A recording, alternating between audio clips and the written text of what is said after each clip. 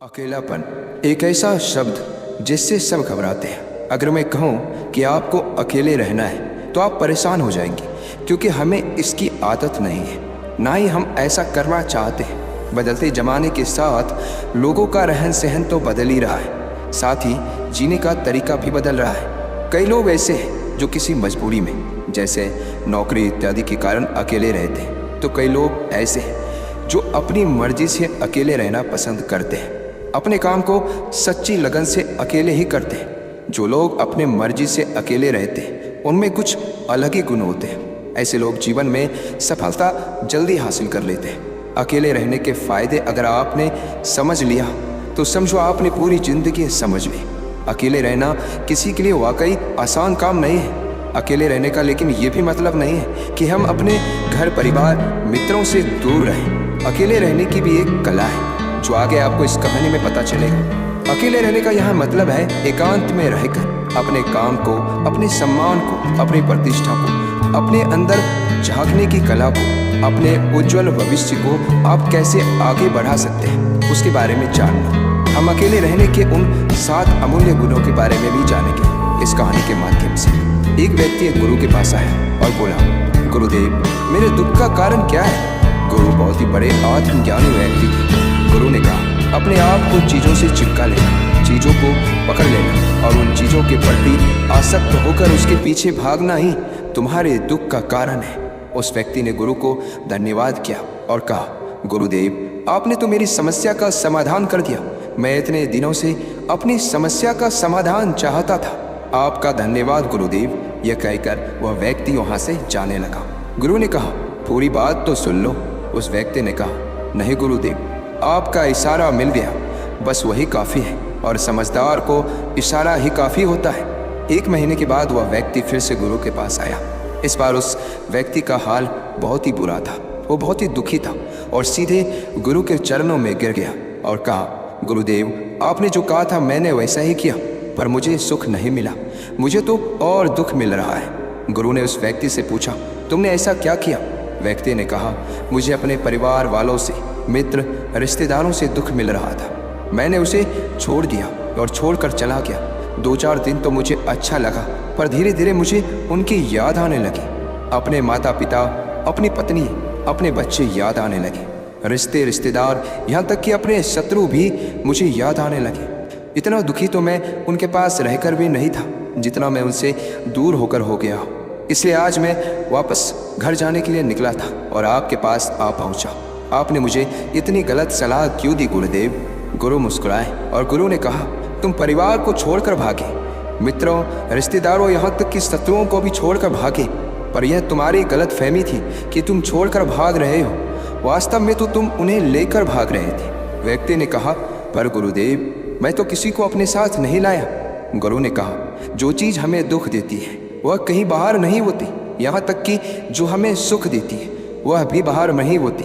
यह सब परिवार वाले, रिश्तेदार, मित्र, शत्रु, ये सब कहाँ बसते हैं? ये सब हमारे मन में बसते हैं। और जब तुम भागे तो तुम अपने मन को साथ लेकर भागे, और तुम्हारे मन में यह सब तुम्हारे साथ भाग रहे थे, तो तुम इनसे कहीं दूर गए ही नहीं। जब जो चीज़ें मन में बसी हों और वह आसपास हो, वह हमें बहुत लगता है, पर वह बहुत कम होता है। और जब हम इन चीज़ों से दूर हो जाते हैं, यानी छोड़कर भाग जाते हैं, तब मन उन चीज़ों को पाने के लिए फिर से प्रयास करने लगता है, और तब यह चीज़ें बहुत ज़्यादा दुख देती हैं, जैसा तुम्हें हो रहा है। व्यक्ति ने कहा, तो गुरुदेव, मैं क्या करूं? चीज़ों के साथ रहो तो दुख, चीज़ों को छोड़कर जाओ तो दुख। क्या मैंने सिर्फ दुख उठाने के लिए ही जन्म लिया है? गुरु जोर से हंसे और कहा, यह बात बिल्कुल सत्य है। यहाँ सब सिर्फ दुख उठाने के लिए जन्म लेते हैं, पर यह भी सत्य है कि इन दुखों के पार सुख है, और उन सुख के पार दुख है, फिर सुख और फिर दुख है। जिन चीज़ों में हमें सुख नज़र आता है वह दुख देते हैं, और जिनमें दुख नज़र आता है वही सुख का कारण बन जाते हैं। उस व्यक्ति ने कहा, गुरुदेव, क्या इस सुख दुख के मायाजाल से बाहर निकलने का कोई रास्ता नहीं है? गुरु ने कहा, रास्ता तो है, मगर तुम इसी दुनिया में रहना चाहते हो, इन सब के साथ रहना चाहते हो, तो तुम्हें एक काम करना होगा। तुम ऐसे ही रहो जैसे कि तुम इस दुनिया में अकेले हो। सबके साथ रहो पर अकेले रहो। व्यक्ति ने कहा, पर गुरुदेव, ये कैसे हो सकता है? गुरु उस व्यक्ति को एक जगह पर ले गए जहाँ एक मेला लगा हुआ था। वहाँ बहुत भीड़ थी। गुरु ने कहा, देखो अपने आसपास यहाँ किसी को जानते हो क्या? व्यक्ति ने कहा, नहीं, यहाँ तो कोई भी मेरी जान पहचान का नहीं है। गुरु ने कहा, क्या तुम यहाँ अकेले हो? व्यक्ति बोला, हाँ गुरुदेव, बिल्कुल अकेला हूँ। गुरु ने कहा, नहीं, तुम्हारे मन में कुछ चल रहा है, तुम अकेले नहीं हो। व्यक्ति ने कहा, हाँ, मैं जल्द से जल्द अपने घर जाना चाहता हूँ, अपने पत्नी से, अपने बच्चों से, अपने माता पिता से मिलना चाहता हूँ, अपने मित्रों से मिलना चाहता हूँ, वही मेरे मन में चल रहा है। गुरु ने कहा, अब यह सब भूलकर आंखें बंद कर लो और अपना ध्यान यहाँ होने वाली आवाज़ों पर लगा दो। व्यक्ति ने ऐसा ही किया और जैसे ही उसने अपनी आंखें बंद की और सारा ध्यान वहाँ हो रही आवाज़ों पर लगा दिया, उसे एक अकेलापन, एकांत महसूस हुआ। उसे लगा कि वह इतनी बड़ी भीड़ में भी अकेला है। सभी आवाज़ों के ऊपर ध्यान लगाने के कारण किसी आवाज़ का कोई महत्व नहीं था, बस आवाज़ें थी और वह था।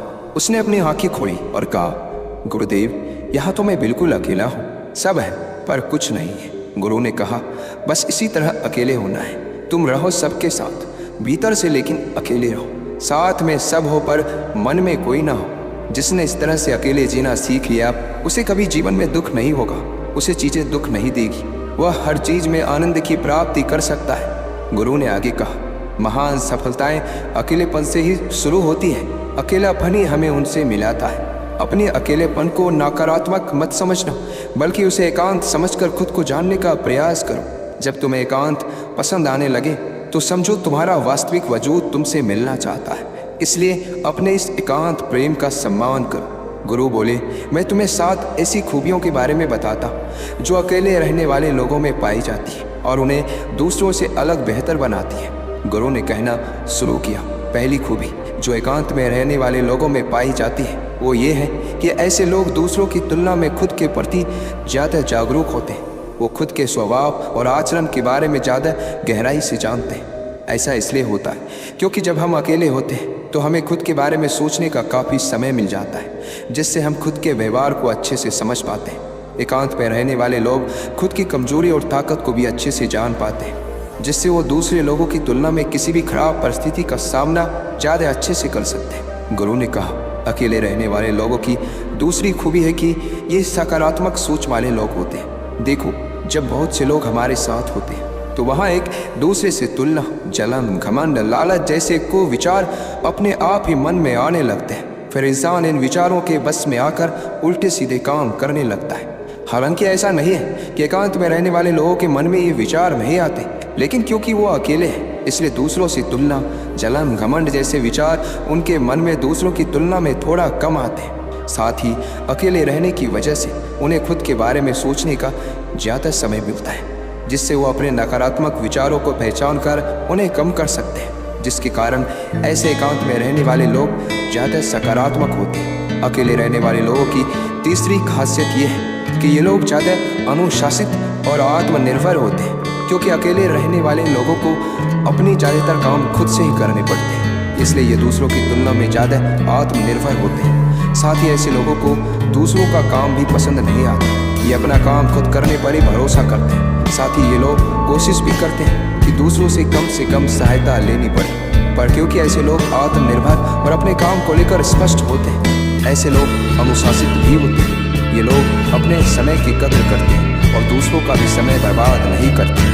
अकेले होने की वजह से ऐसे लोग एक निश्चित दिनचर्या का पालन भी करते हैं, जिससे ये लोग ज़्यादा व्यवस्थित होते हैं और ये भी इनके अनुशासित होने का एक कारण है। गुरु ने आगे कहा, अकेले रहने वाले लोगों की चौथी खासियत ये है कि ये लोग किसी भी चीज़ के बारे में बड़ी बारीकी से और गहराई में जाकर सोच सकते हैं। अकेले रहने वाले लोगों की ये सबसे बड़ी खासियत होती है। इसलिए जितने भी लेखक, कवि और बड़े बड़े काव्यों के रचयिता हैं, उन सभी को एकांत में रहना पसंद था, क्योंकि जब कोई व्यक्ति एकांत में होता है तो अपने अंदर की आवाज़ सुन पाता है। जितने भी बड़े आविष्कार हुए हैं उन सब की शुरुआत एकांत में हुई थी, क्योंकि एकांत में रहकर ही किसी भी चीज़ के बारे में बड़ी बारीकी से सोचा और समझा जा सकता है। गुरु ने कहा, एकांत में रहने वाले लोगों की 5वीं खूबी यह है कि इनका व्यक्तित्व सबसे अलग हटकर होता है। वो लोग ज़्यादातर दूसरे लोगों के साथ रहते हैं। ये अकेले रह ही नहीं पाते, वो कितनी भी कोशिश करें, लेकिन जाने अनजाने में सही, लेकिन दूसरे के व्यक्तित्व का कुछ हिस्सा उनके अंदर आ ही जाता है। दूसरों की आदतें, दूसरों के विचार उनके अंदर प्रवेश कर ही जाते हैं, जिससे उनके व्यक्तित्व में वो अनूठापन, वो निरालापन नहीं आ पाता।